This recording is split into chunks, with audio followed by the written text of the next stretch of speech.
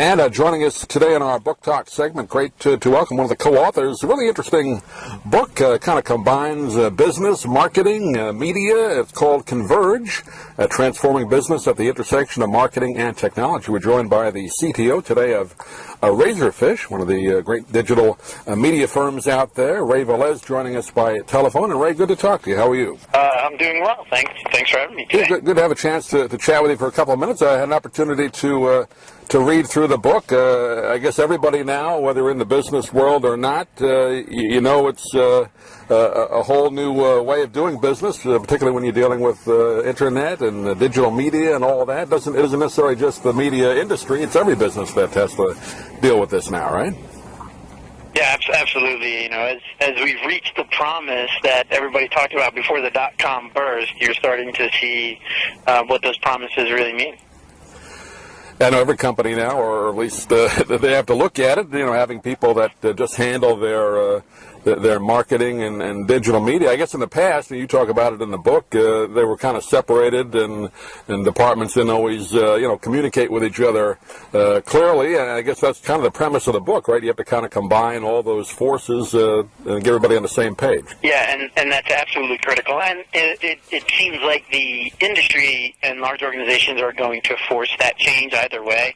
So Gartner recently came out saying that the chief marketing organization is going to own more technology budget than the chief technology or chief information organization. So that shift is going to force this, whether companies are ready for it or not. And at the end of the day, what customers now have is afforded through technology is choice, control, and voice. Technology gives them that power that you either need to be part of their conversations or they're not going to be working with your company. Yeah, every client now out there has access, obviously, to more information than they used to before. Like you said, the Internet, you may be able to get some information in magazines or advertising, but now you can get pretty much everything that you want online, and they have a lot more questions about your product before they even want to buy it or even talk to you. So it's important to have a good presence that way, right? Absolutely, and customers are demanding it. They expect it, so they're seeing some of the front runners doing it, and they're expecting that when I go to your website on my mobile phone, it's a good experience. Or when I look up your business company on Google Maps, it shows up and it has quality ratings and reviews. So whether you're a large company or a small company, you need to be part of those conversations. I guess the buzzword now is cloud computing, right? I mean, you see now advertising mentioning that. That's pretty recent, though, isn't it? Putting your data up in what they call a cloud. That's pretty new, right?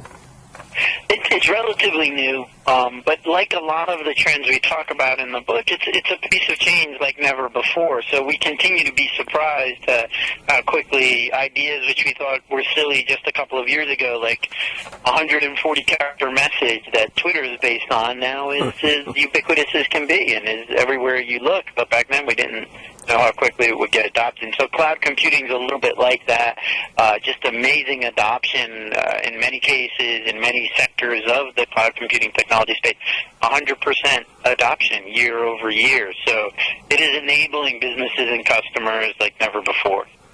They mentioned Twitter. I don't know what the original intent of it was, and I guess maybe just to send funny messages, and people do that. But there is a marketing aspect to it that can be beneficial, right, to companies? Oh yeah, absolutely, right. So you have the opportunity to hear what people are saying about your brand, and then the other opportunity is to help take potentially negative sentiment and turn it around. So you see smart organizations using Twitter as a customer service tool, so recognizing when people are having negative or positive experiences and then interacting with those people directly over Twitter to help solve their challenge. Yeah, you bring up a good point there. In the past, you go back to maybe some of the airlines that, maybe weren't too good. The worst case scenario might have been a story in the news about it, but that was it. Now everybody's pretty much their own news organization. If they have a bad experience with your product, depending on how many friends I guess they have, but it can still be picked up, right, on Facebook or Twitter, and that bad image gets out there much quicker now, doesn't it? Right. Right, so where consumers didn't used to have a voice, or they'd have to wait for the paper to be published to get their article looked at, now they can immediately respond. And the other thing that layers on top of this is another cloud computing technology that is often called big data. But essentially what it is there's a ton of chatter about your company on Twitter, and you need to be able to sift through that. Well, I can use cloud computing technology to drive algorithms to give me sentiment on how people think about my company. What are people saying, and is the sentiment positive or is it negative? Because maybe I can't keep up with all the things people say. And that is a powerful tool that is available to a large or a small company. Yeah, I guess you see now trending. That's another buzzword that's come about in the last couple of years online. Who's trending, what's hot, and all that. I guess that all fits into even the business model, right? You have to have somebody watching the trends, maybe something good about your company, maybe something bad that you have to take care of. So that's important, right? Oh, absolutely, because if you're not paying attention to it, maybe one of your competitors are. So, one of the great examples we always talk about is that this is real time, and you do have the ability to measure sentiment and trending. But what if there's a marquee event? The Super Bowl is going on and the lights go out, and then you have a company like Oreo who responded in real time, right? And all they said was, hey, we can dunk in the dark, and it was a tremendous success for them.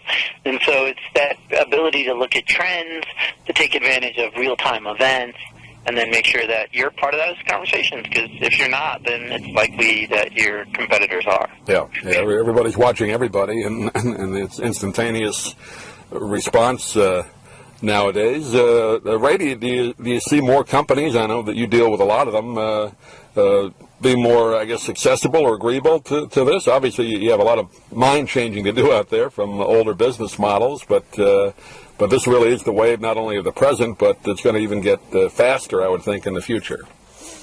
Yes, absolutely. I think people are holding up these successes and then saying, well, we need to do more of what Oreo is doing. We need to be more part of that conversation.